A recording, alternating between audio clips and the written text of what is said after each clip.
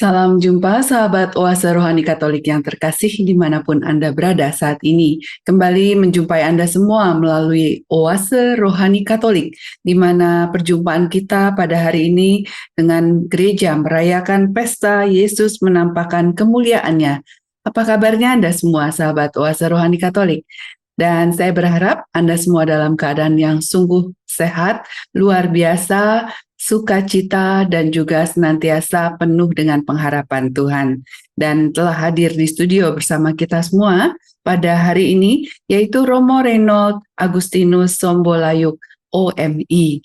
Mari kita sapa Romo yang akrab kita panggil dengan Romo Reynold. Halo, apa kabar Romo? Selamat halo para sahabat Oase Rohani Katolik. Kabar baik, senang sekali berjumpa di hari ini. Semoga Tuhan selalu memberkati kita, memberi kita sukacita di dalam kehidupan kita. Terima kasih Romo. Baik sahabat Oase Rohani Katolik yang terkasih, bersama dengan Romo Reynold dan juga Alexandra Sisi, mari sama-sama kita awali perjumpaan kita dengan doa pembuka. Silakan Romo. Baik, mari kita memohon pertolongan dan berkat Tuhan untuk kita semua. Kita berdoa dalam nama Bapa dan Putra dan Roh Kudus. Amin. Amin. Allah Bapa kami yang maha baik, kami sungguh bersyukur di hari ini kami boleh kembali lagi berkumpul untuk mengalami kasih setiamu di dalam permenungan Oase Rohani Katolik. Semoga firman-Mu yang akan kami dengarkan dan kami renungkan sungguh dapat membantu kami untuk semakin menyadari kehadiran-Mu di dalam kehidupan kami, teristimewa bahwa Engkau senantiasa menunjukkan wajah-Mu yang bercahaya di dalam kehidupan kami semua. Bukalah hati kami agar mampu melihat lewat pengalaman-pengalaman itu bagaimana Engkau sungguh mencintai kami. Engkau sungguh hadir di dalam setiap perjuangan hidup kami, suka duka kehidupan kami. Dan semoga firman-Mu hari ini dapat sungguh menjadi sukacita kami di dalam mengikuti Engkau. Bapa di surga, inilah doa yang kami bawa kepadamu demi Kristus Tuhan dan pengantara kami. Amin. Amin. Terima kasih Romo Reynold dan sahabat Oase Rohani Katolik yang terkasih. Kita awali dengan antifon pembuka.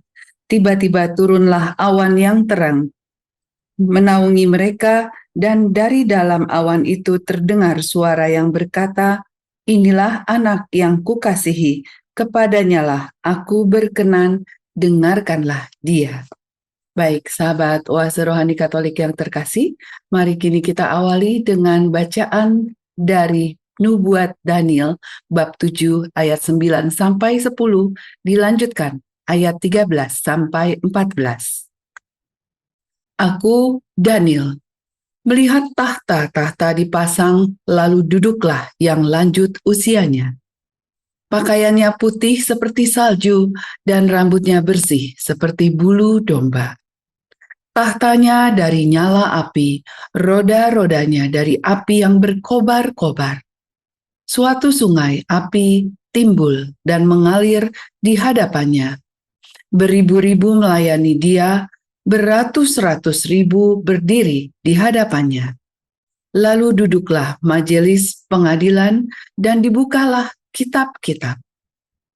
Aku terus melihat dalam penglihatan itu, tampak dari langit bersama awan gemawan seorang serupa anak manusia. Ia menghadap dia yang lanjut usianya itu, dan ia dihantar ke hadapannya. Kepada dia yang serupa anak manusia itu, diserahkan kekuasaan dan kemuliaan dan kekuasaan sebagai raja. Maka segala bangsa, suku, dan bahasa mengabdi kepadanya. Kekuasaannya kekal adanya, dan kerajaannya tidak akan binasa. Demikianlah sabda Tuhan.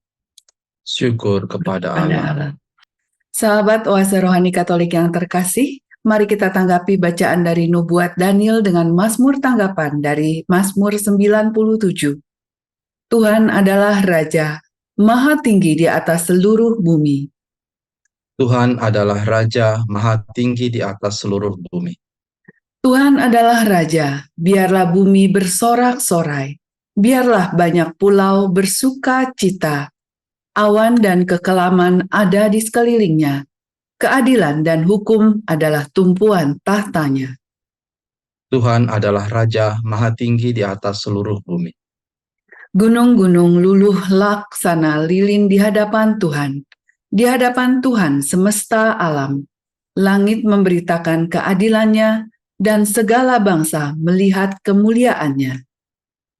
Tuhan adalah Raja Maha Tinggi di atas seluruh bumi.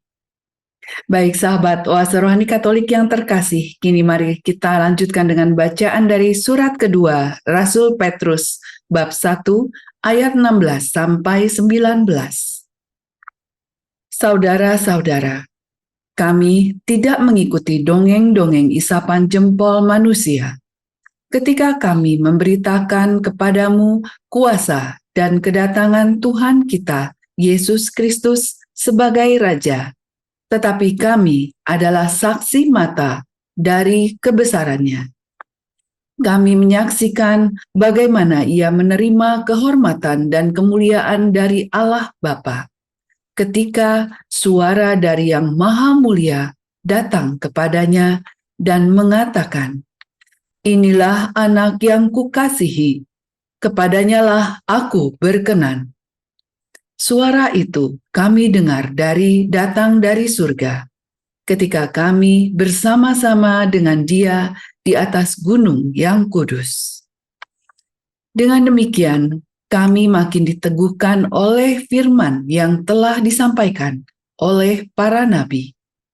Alangkah baik kalau kamu memperhatikannya sama seperti memperhatikan pelita yang bercahaya di tempat yang gelap sampai fajar menyingsing dan bintang timur terbit bersinar di dalam hatimu. Demikianlah sabda Tuhan. Syukur kepada Allah. Ya. Baik sahabat Oase Rohani Katolik yang terkasih, mari kini kita siapkan diri kita buka hati kita untuk memasuki bait pengantar Injil, dilanjutkan dengan Injil suci menurut Matius bab 17 ayat 1 sampai 9.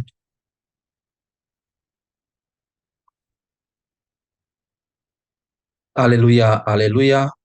Haleluya, haleluya. Inilah anak yang kukasihi, kepadanyalah aku berkenan, dengarkanlah dia. Haleluya. Haleluya, haleluya. Tuhan bersamamu. Dan bersama rohmu. Inilah Injil suci menurut Matius. Dimuliakanlah Tuhan.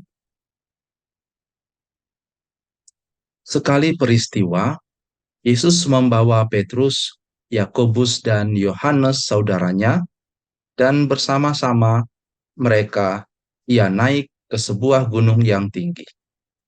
Di situ mereka sendiri saja. Lalu Yesus berubah rupa di depan mata mereka. Wajahnya bercahaya seperti matahari, dan pakaiannya menjadi putih bersinar seperti terang. Maka nampak kepada mereka Musa dan Elia sedang berbicara dengan Yesus. Kata Petrus kepada Yesus, "Tuhan, betapa bahagianya kami berada di tempat ini. Jika Engkau mau, biarlah kudirikan di sini 3 kemah. 1 untuk Engkau, 1 untuk Musa, dan 1 untuk Elia." Sementara Petrus berkata-kata begitu, tiba-tiba turunlah awan yang terang menaungi mereka, dan dari dalam awan itu terdengar suara yang berkata, "Inilah anak yang kukasihi, kepadanyalah aku berkenan, dengarkanlah dia." Mendengar itu tersungkurlah murid-murid Yesus, dan mereka sangat ketakutan. Lalu Yesus datang kepada mereka. Ia menyentuh mereka sambil berkata, "Berdirilah, jangan takut." Dan ketika mengangkat kepala, mereka tidak melihat seorang pun kecuali Yesus seorang diri.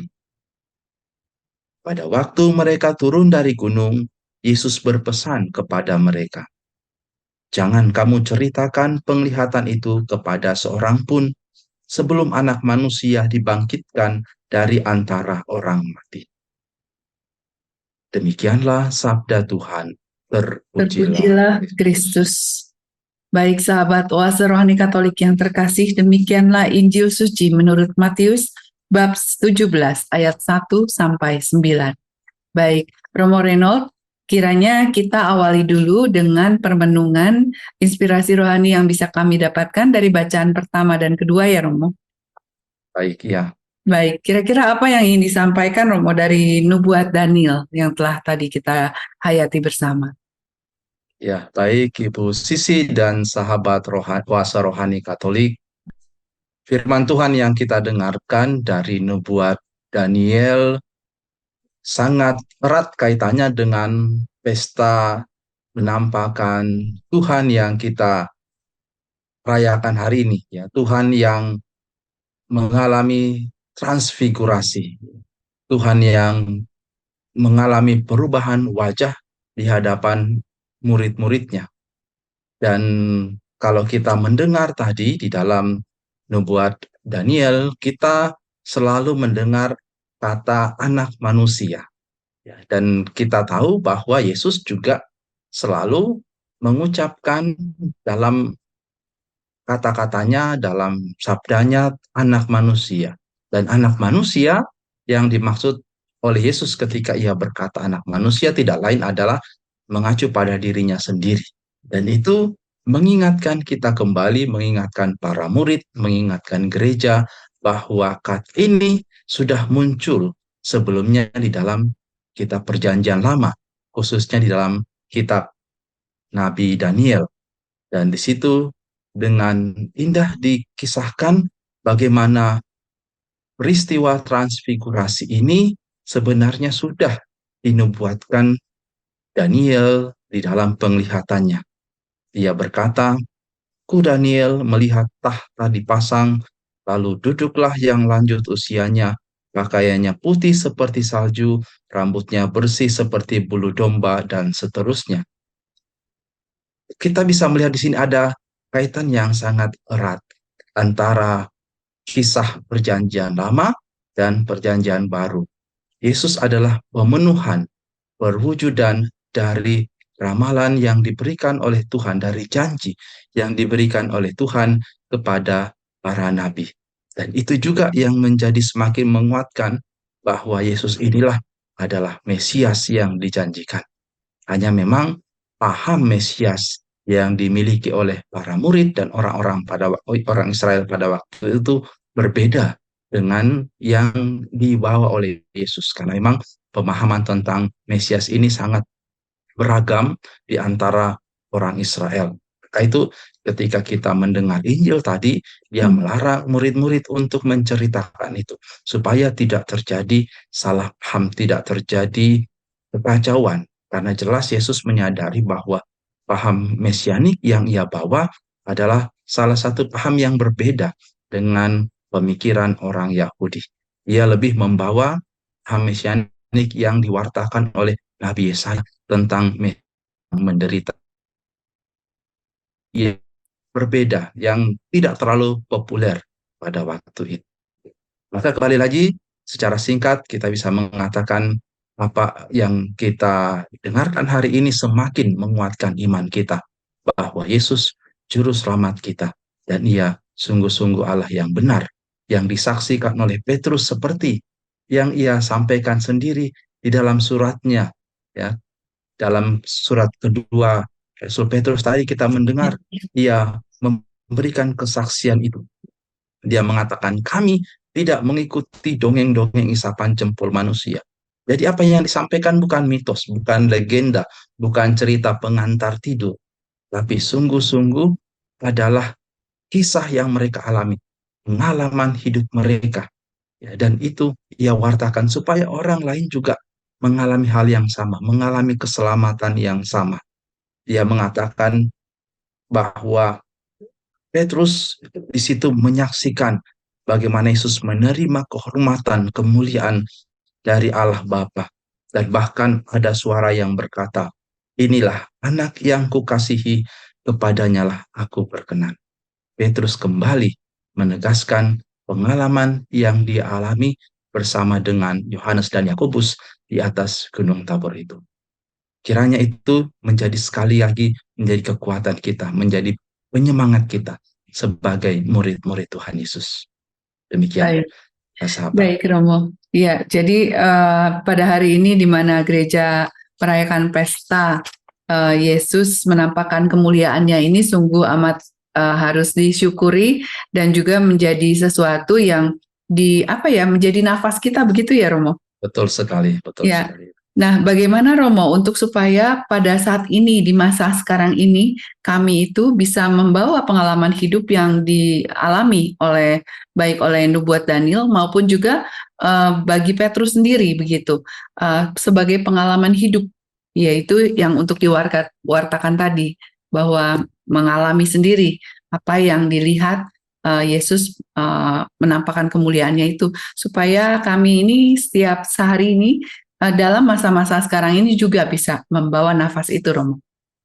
Ya, memang kita senantiasa diajak untuk juga mengalami pengalaman akan Yesus yang menampakkan kemuliaannya di dalam kehidupan kita.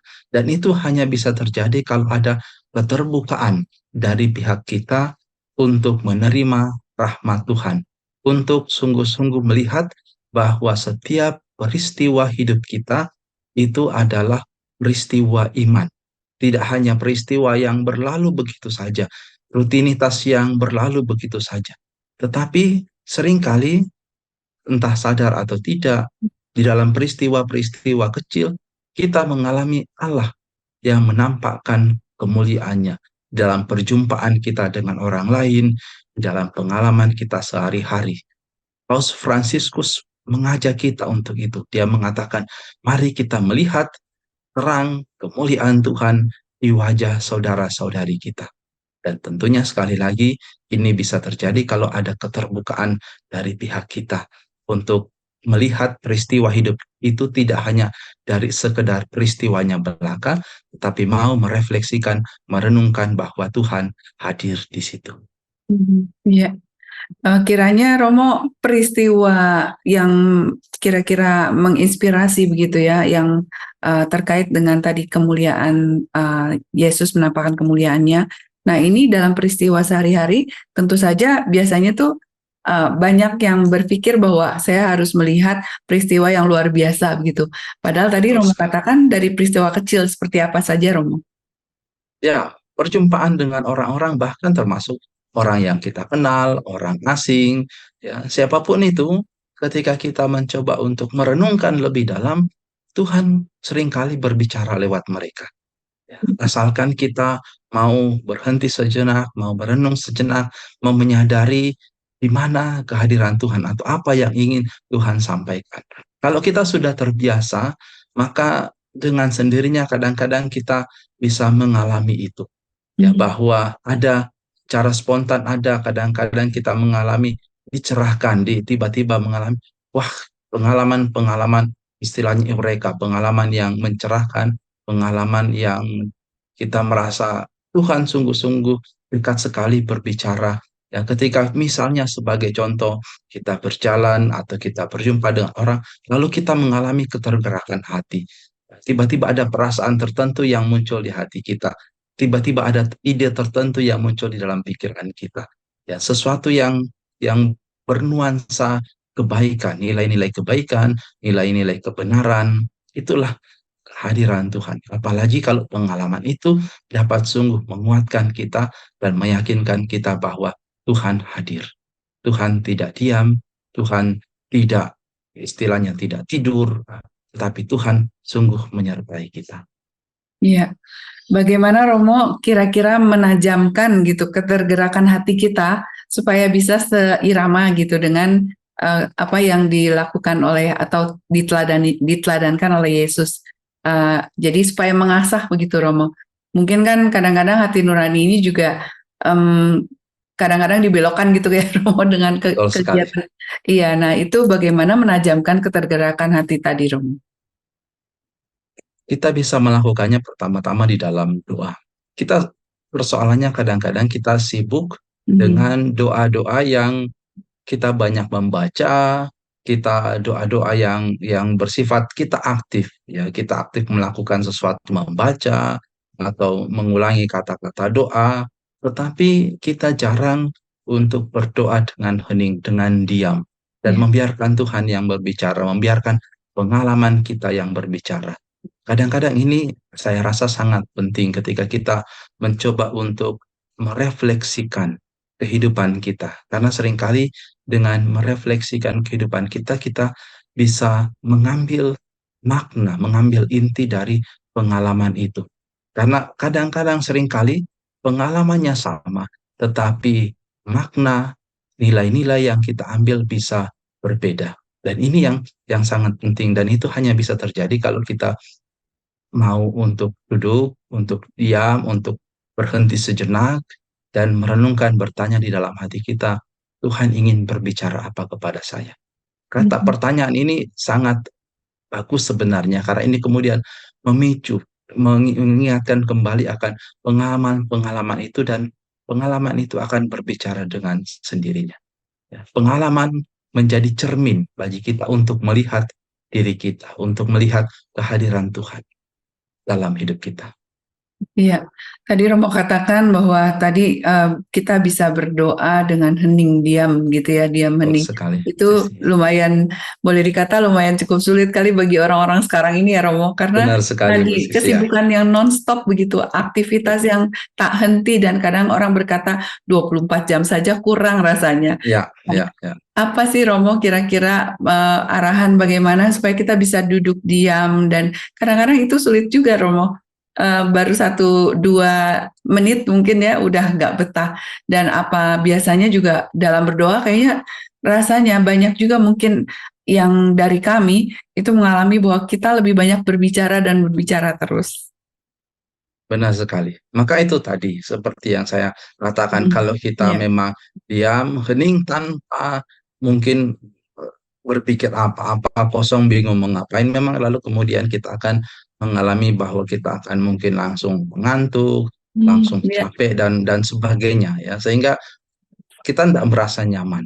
Tetapi juga di situ kita belajar untuk pertanyaan yang saya katakan tadi, kita Hmm. berkata, Tuhan ingin berbicara apa lewat peristiwa ini, lewat pengalaman saya hari ini, itu bisa memicu, ya, bisa memicu pengalaman-pengalaman itu untuk muncul kembali, terutama pengalaman-pengalaman yang berkesan bagi kita.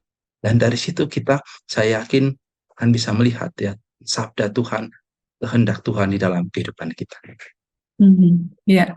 Jadi yang penting juga bagaimana kami semua bisa meluangkan waktu khusus begitu ya Romo Betul, betul, untuk ya. berefleksi dan tadi dengan kira-kira membayangkan dan juga bertanya bahwa Tuhan ingin bicara apa dengan kita atas peristiwa yang dialami pada hari itu begitu. Ya semoga saja Romo kami bisa apa ya punya komitmen begitu ya untuk Amin, amin. berefleksi menyisihkan waktu setiap hari dengan dalam diam namun bisa berbicara dengan Tuhan. Baik Romo, tanpa terasa kita sudah berada di pengakhiran dari perjumpaan kita di sesi pertama di Oase Rohani Katolik untuk edisi pada hari ini, di mana gereja merayakan pesta Yesus menampakkan kemuliaannya. Baik sahabat Oase Rohani Katolik yang terkasih, mari kita kembali merenungkan apa yang telah kita peroleh dari Romo Reynold dalam inspirasi rohani pada bacaan pertama dan kedua. Dan kita akan kembali di sesi yang kedua dengan memperoleh inspirasi dari bacaan Injil.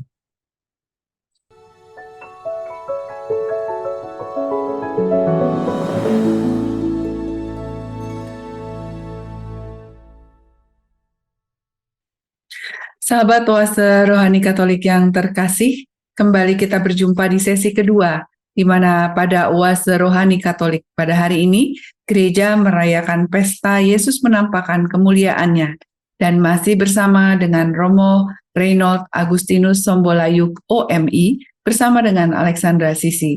Dan apa kabarnya Anda semua yang mungkin saja baru bergabung di sesi kedua ini, di mana pada sesi pertama, kita telah memperoleh inspirasi rohani dari bacaan pertama yaitu Nubuat Daniel maupun bacaan kedua dari surat Rasul Petrus, di mana surat kedua Rasul Petrus yang tadi telah kita peroleh menguatkan kita semua.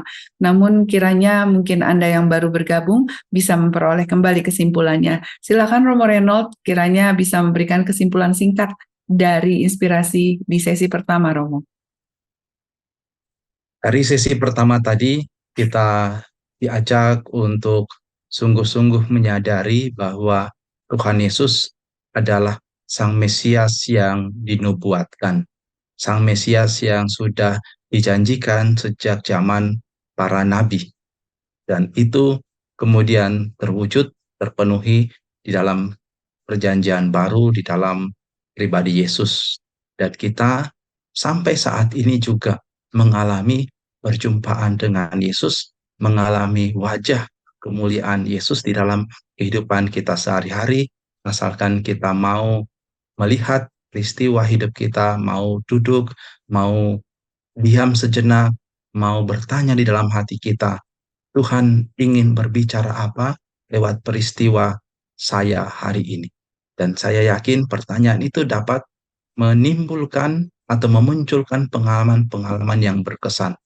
Dan kita bisa mengambil nilai-nilai Kristiani, nilai-nilai kebenaran, nilai-nilai kehidupan dari pengalaman-pengalaman itu, di mana Allah hadir di dalam kehidupan kita. Baik Romo, dan saat ini Romo kita lanjutkan bagaimana inspirasi rohani terkait dengan bacaan Injil, yaitu dari Matius bab 17 ayat 1 sampai 9. Bu Sisi dan sahabat Oase Rohani Katolik, Injil yang kita dengarkan hari ini sangat erat terkait dengan bacaan pertama dan kedua yang kita dengarkan. Bahkan Injil hari ini adalah pusatnya. Ya. Dan di situ kembali lagi ditegaskan secara jelas bahwa Yesuslah pemenuhan janji dari Tuhan kepada para nabi. Kita tahu di dalam Injil tadi dimunculkan dua tokoh perjanjian lama yang sangat terkenal, Musa dan Elia. Musa adalah tokoh yang sungguh peran sentral di dalam kehidupan bangsa Israel. Ia menulis atau menerima 5 kitab Taurat yang menjadi pusat kehidupan bangsa Israel.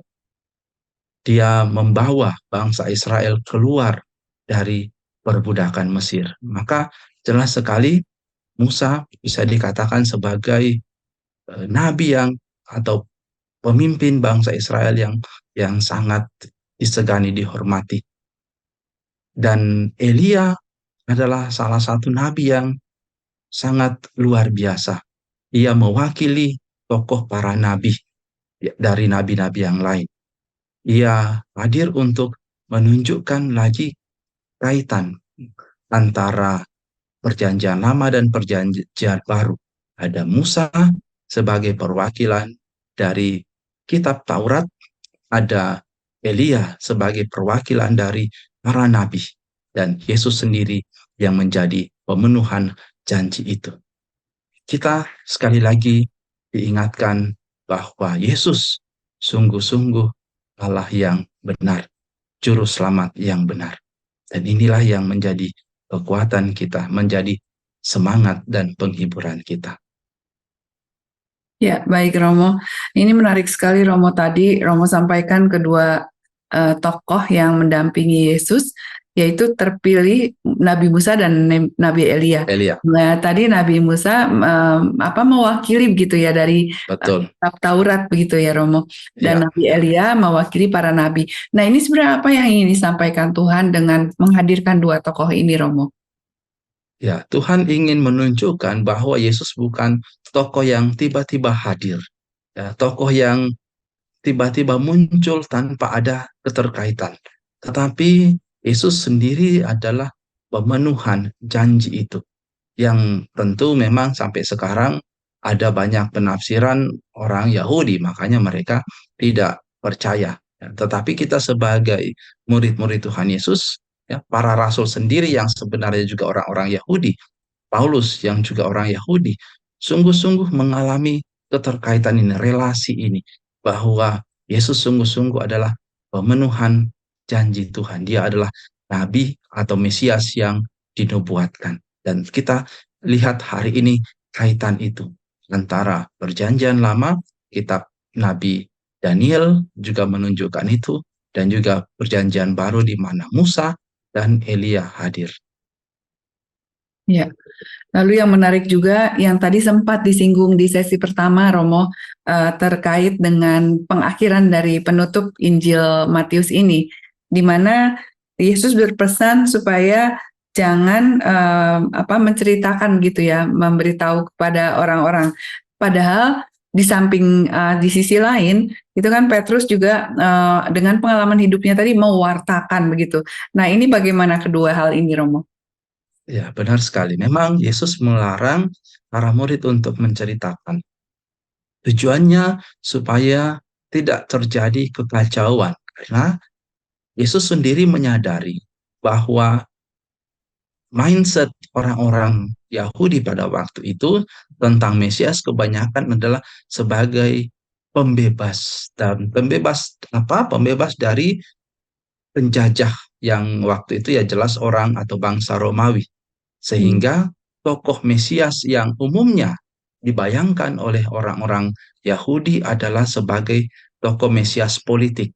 Tetapi Yesus datang bukan sebagai tokoh pembebas dari politik, dari kekuasaan penjajahan bangsa Romawi, tetapi lebih sebagai Mesias dalam arti spiritual, rohani, ya, pembebas dari perbudakan dosa. Dan inilah yang ingin ditunjukkan oleh Yesus. Maka Yesus melarang para murid untuk menyampaikan itu supaya tidak terjadi kekacauan.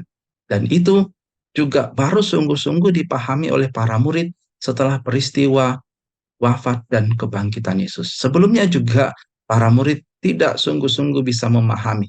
Dan kita tahu pemahaman yang setengah-setengah itu kadang-kadang ya efeknya luar biasa. Ketika kita tahu sesuatu setengah-setengah lalu kita mulai merasa dalam tanda kutip sok tahu, maka efeknya bisa bisa bahkan membuat kekacauan. Dan inilah yang ingin dihindari oleh Yesus. Ya, baik Romo. Ini sangat menarik. Jadi dalam kehati-hatian begitu supaya tidak memberikan penyampaian yang berbeda begitu ya Romo. Nah, Benar sekali. terkait dengan itu di saat ini bagaimana pesan Romo terkait pesan supaya yaitu tadi setengah-setengah tahu, jangan sampai menjadi lebih tahu atau so tahu tadi ya Romo.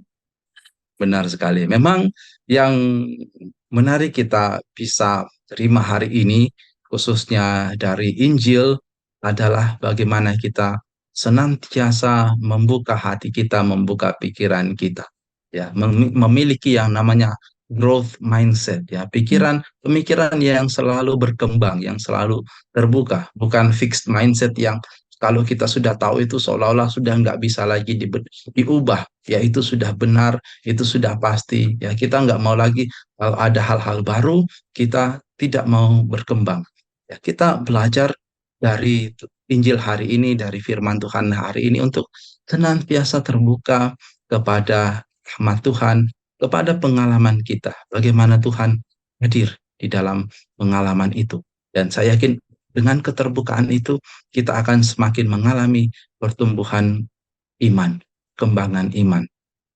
Kadang-kadang kalau kita sudah memiliki fixed mindset, kita berusaha untuk memasukkan Tuhan di dalam pemikiran kita. Dan jelas ini tidak mungkin.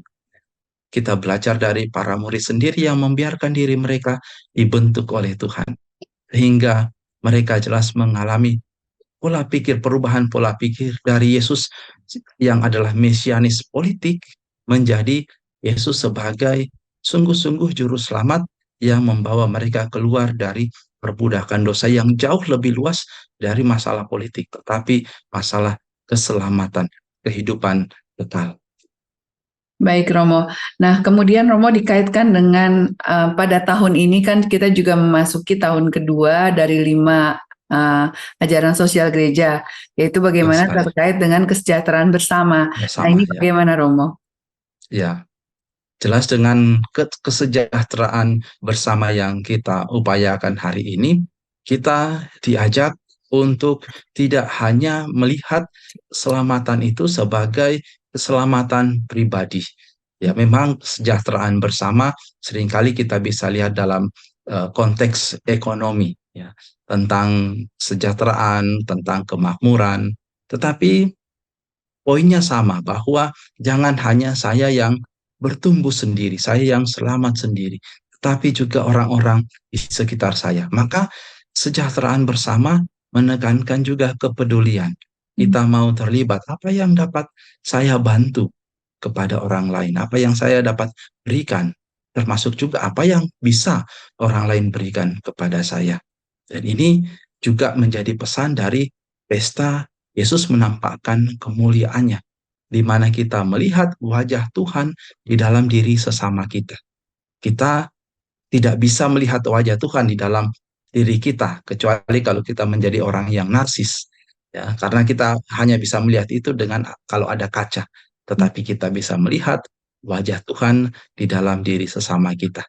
Wajah Tuhan yang percaya, wajah Tuhan yang memberi kesejukan, memberi kedamaian, memberi penghiburan, bahkan termasuk mereka yang dalam arti tertentu menjengkelkan, mereka yang membuat kita mungkin marah. Sebenarnya kalau kita mau merenungkan lebih dalam, mereka juga bisa menghadirkan wajah Tuhan, di mana mungkin kita bisa belajar untuk bersikap lebih sabar, bersikap lebih rendah hati, bersikap untuk berani memaafkan. Kita selalu dikuatkan, selalu diajak untuk mengalami Yesus yang menampakkan kemuliaannya dalam kehidupan kita, terutama terkait dengan kebersamaan dengan orang lain. Ya, baik Romo. Ini banyak sekali hal-hal yang menjadi inspirasi hidup kami semua untuk bagaimana senapas dengan pada hari ini kita semua merayakan Yesus menampakkan kemuliaannya. Nah, ini kita sudah juga berada di penghujung perjumpaan kita, Romo. Nah, sebelum kita tutup, mungkin ada pesan-pesan Romo bagi kami lagi selain tadi Romo pasti sudah berpesan untuk kami semua untuk sabar, rendah hati, kemudian juga hal-hal yang lainnya yang bisa dicontoh teladani dari apa yang sudah kami dapatkan pada hari ini. Silakan Romo. Satu hal yang kiranya senantiasa mengingatkan kita akan kebaikan Tuhan adalah bahwa kita mau terbuka, mau selalu diubah oleh Tuhan sendiri lewat pengalaman hidup kita. Kita jangan selalu terpaku pada pemikiran kita yang sangat terbatas, di mana kadang-kadang kita membayangkan bahwa dengan mengikuti Yesus, kita selalu mengalami kebahagiaan, kesejahteraan, sukacita, dan kalau kita mengalami kesulitan, maka Tuhan tidak hadir dalam hidup kita, Tuhan tidak memberkati kita. Seringkali kadang-kadang di dalam kesulitan kita, di dalam perjuangan kita, Tuhan sungguh hadir lebih nyata. Beberapa peristiwa yang saya alami justru menunjukkan itu. Ketika saya tersesat, ketika saya kebingungan, Tuhan hadir di dalam pertolongannya yang luar biasa. Dan itu saya yakin juga kita memiliki hal yang sama. Tuhan hadir, Tuhan menyembuhkan kita, Tuhan memulihkan kita, Tuhan menguatkan kita. Selama kita sungguh-sungguh percaya bahwa Tuhan tidak meninggalkan kita. Tuhan selalu hadir di dalam hidup kita. Baik Romo, terima kasih banyak Romo apa yang telah kami Sama-sama. peroleh pada hari ini sebagai inspirasi rohani yang menguatkan langkah kami untuk hari ini dan selanjutnya. Dan tanpa terasa, sahabat Oase Rohani Katolik yang terkasih, kita juga sudah berada di penghujung dari perjumpaan kita melalui edisi pada hari ini di mana gereja merayakan Hari Yesus menampakkan kemuliaannya. Nah, dengan demikian kami juga ingin pamit undur dari hadapan Anda semua. Romo Reynold Agustinus Sombolayuk OMI bersama dengan Alexandra Sisi mengucapkan terima kasih banyak dan juga pamit undur. Dan saat ini mari sama-sama kita siapkan diri kita untuk berdoa penutup. Silakan Romo. Marilah kita berdoa.